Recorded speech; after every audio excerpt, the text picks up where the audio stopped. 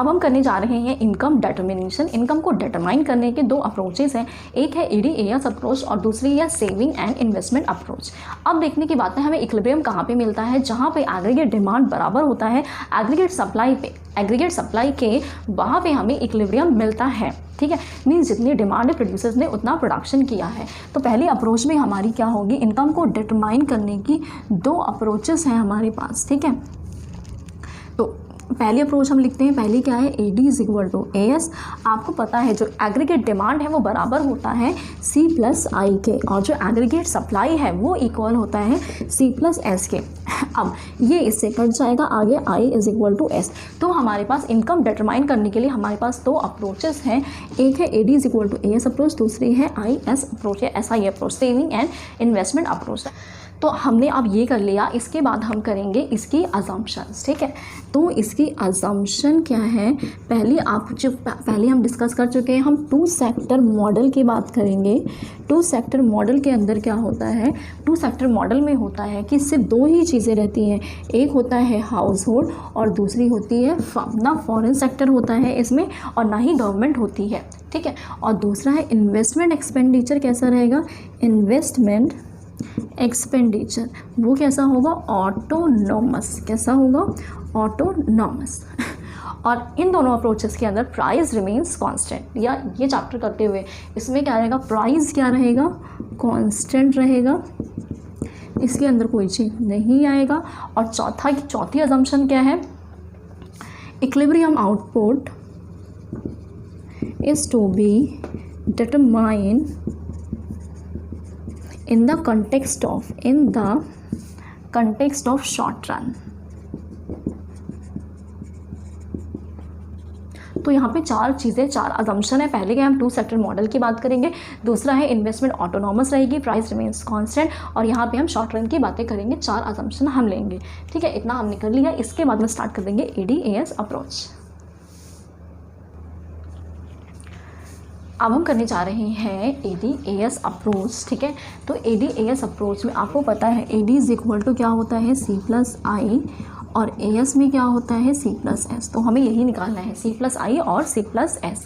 ठीक है, तो इन सेविंग क्या हो जाएगी हमारी, 0। इनकम में से कंजम्पशन माइनस कर देंगे तो क्या आ जाएगा, हमारी सेविंग आ जाएगी। तो -40 -20 0 20 40 60 80, ये हमारी क्या आ गई, सेविंग।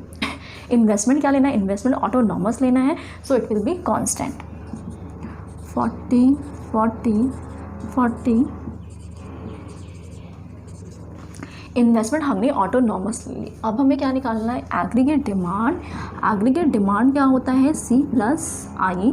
40 + 40 80, 160 240 320 400 480 560। ओके, अब हमें क्या निकालना है, AS क्या है, C+S।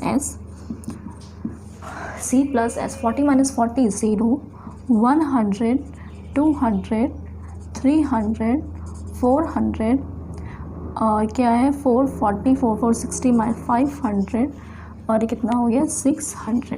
तो हमें इक्विलिब्रियम कहाँ पे मिला, जहाँ पे AD = AS है। अब देखो, जब इनकम कितनी है, जब इनकम है 400, कंजम्पशन 360, सेविंग 40 है, उस टाइम पे क्या मिल रहा है, इक्विलिब्रियम। सॉरी, हमें इक्विलिब्रियम कहाँ मिल रहा है, जब हमारी इनकम कितनी है 1 2 3 4 5, इनकम कितनी है 500, जब हमारी इनकम कितनी है 500 है, उस टाइम पे क्या मिल रहा है हमें, इक्विलिब्रियम। उस टाइम पे AD = क्या है, AS है। अब यहाँ पे एक कॉलम हमें बनाना है रिमार्क्स का। रिमार्क्स लिखेंगे, रिमार्क्स के अंदर क्या है, एग्रीगेट डिमांड ज़्यादा है एग्रीगेट सप्लाई से, एग्रीगेट डिमांड ज़्यादा है एग्रीगेट सप्लाई से, एग्रीगेट डिमांड ज़्यादा है, एग्रीगेट डिमांड इक्वल टू, इसके बाद क्या हो जाएगा, एग्रीगेट सप्लाई बराबर हो जाए, ज़्यादा हो जाएगा। अब हमें क्या करना है, हमें इसी चीज़ को अब डायग्राम के थ्रू दिखाना है। ठीक है, तो हम दिखाते हैं डायग्राम, हम यहाँ पे ड्रॉ करते हैं। नीचे क्या आता है, income output and employment. Okay, क्या आएगा यहाँ पे, इनकम आउटपुट एम्प्लॉयमेंट, यहाँ पे क्या आएगा हमारा ADAS आएगा। ओके, तो यहाँ पे हमारा AD है, ठीक है। अब पहले इनकम की लाइन बनाएंगे, उससे हमारा AS हो जाएगा, इनकम AS होता है, ये क्या है इनकम है। उसके बाद हमें क्या करना है, एग्रीगेट डिमांड की लाइन बनानी है। ये क्या है हमारे पास एग्रीगेट डिमांड है,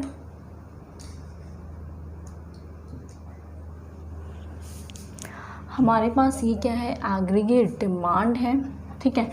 तो यहाँ पे क्या मिल रहा है, इक्विलिब्रियम मिल रहा है। उस टाइम पे इनकम कितनी है, इतनी है, यह है इक्विलिब्रियम लेवल ऑफ इनकम, ठीक है। तो यहाँ इक्विलिब्रियम पॉइंट से पहले देखो क्या है, एग्रीगेट डिमांड ज़्यादा है एग्रीगेट सप्लाई से, ठीक है। और जैसे ही इनकम ई के पार जाती है उस टाइम पे क्या होता है, एग्रीगेट डिमांड कम है, एग्रीगेट सप्लाई ज़्यादा है। ये क्या होगा, ये है हमारा डायग्राम, और ये है हमारी equilibrium level of income, equilibrium level of income, ठीक है। तो हमने ये ADAS अप्रोच का टैबुलर प्रेजेंटेशन है, ये हमारा डायग्राम है। इसके बाद हम करेंगे कि हमें इक्विलिब्रियम यहाँ क्यों नहीं मिलता, सिर्फ यहीं क्यों मिलता है, ठीक है। इक्विलिब्रियम हमें पॉइंट E पे मिला है, जहाँ पे क्या है AD = AS है, यहाँ पे हमें क्या मिला है, इक्विलिब्रियम मिला है। अब हम ये देखेंगे इक्विलिब्रियम यहीं क्यों मिला, यहाँ और यहाँ क्यों नहीं मिला।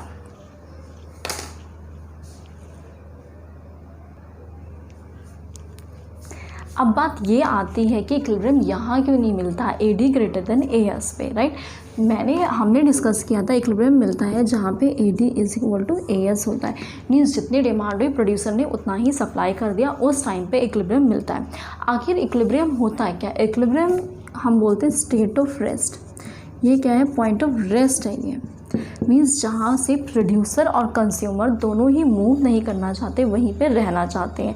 मीन्स जिस पोजीशन पे आप रेस्ट करना चाहो वो क्या होगा, इक्विलिब्रियम की पोजीशन होगी। लेकिन जब डिमांड ज़्यादा होती है और सप्लाई कम होती है तो वहाँ पे स्टेट ऑफ रेस्ट नहीं आता। अब देखते हैं कैसे।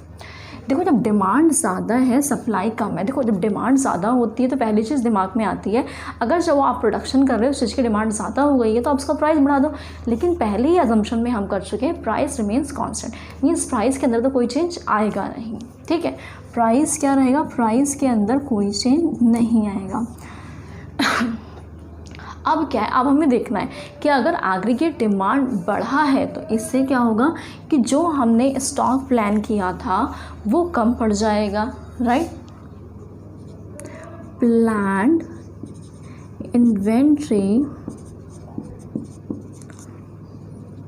Would fall short, plan inventory कम हो जाएगी, जो हमने इन्वेंट्री स्टॉक बनाया था वो कम पड़ जाएगा। तो इससे क्या होगा, अब प्रोड्यूसर क्या करेंगे, प्रोडक्शन बढ़ा देंगे। तो आपको पता है प्रोडक्शन बढ़ने पे एम्प्लॉयमेंट भी बढ़ता है। अगर प्रोडक्शन बढ़ जाएगा तो मीन्स एग्रीगेट सप्लाई भी बढ़ जाएगा। तो हम बोल सकते हैं एक सिचुएशन हो जाएगा कि एग्रीगेट सप्लाई इतना कर लेंगे कि एक सिचुएशन पे वो एग्रीगेट डिमांड के बराबर आ जाएगी। और जब ये दोनों बराबर आ जाएंगी तो इसे हम बोलेंगे state of rest, means producer और कंज्यूमर दोनों ही इस स्टेट से मूव नहीं करना चाहेंगे, ठीक है। तो हम अब आगे करते हैं। अगर यहाँ इक्विलिब्रियम, ये बहुत इम्पॉर्टेंट है जो अभी हम डिस्कस कर रहे हैं, अगर एग्रीगेट सप्लाई ज़्यादा है तो उस टाइम पे इक्विलिब्रियम क्यों नहीं मिलता।